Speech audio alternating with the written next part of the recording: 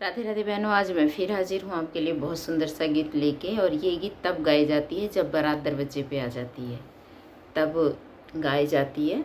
और एक भाई के लिए क्या जिम्मेदारी होती है इस गीत में दिखाया गया है। तो आप लोग बताना कैसा लगा ये गीत।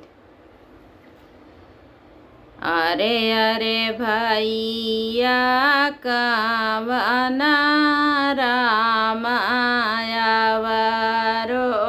कावना सिंगा भैया आवत हूँ तोरा बहनोइयात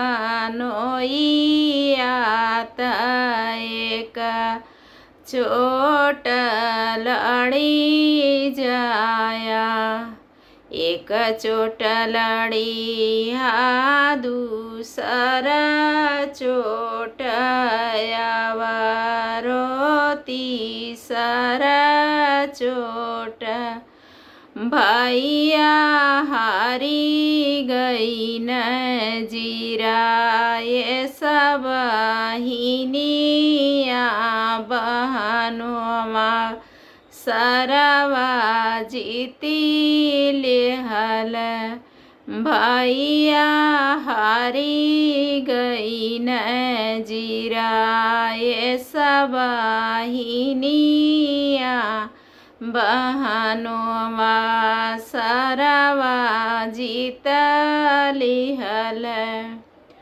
माई भीतर रोम बाबा बहरे रोम आरे डड़िया धैले रोम बीरन भैया तबाही नी पराए भैनी आरे डड़िया धैले रोम बीरन भैया तबाही नी पराए भैनी।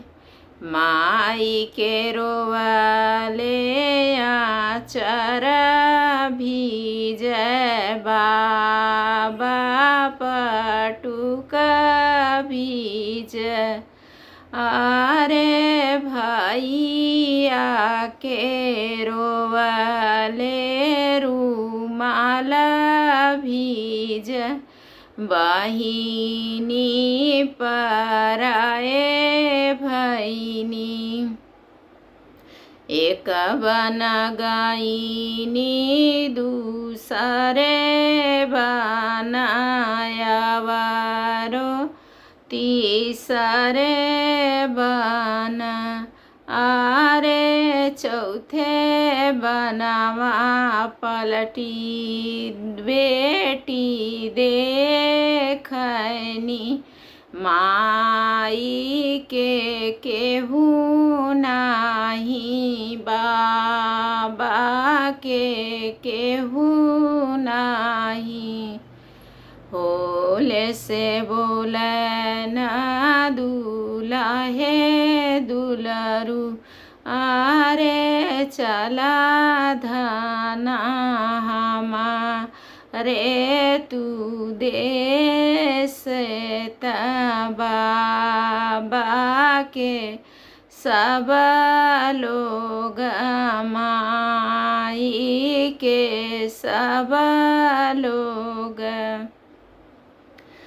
सासु अरे कहीं नाना दाहरे कहीं अरे तो प्रभु तड़पी के बोलावा करे जा मोर हुलसी सासु बहुआ कहीं नाना दी भाऊजी कहीं आरे हमा धना हीरा दय से बोलब करे जा नाही भूलसी।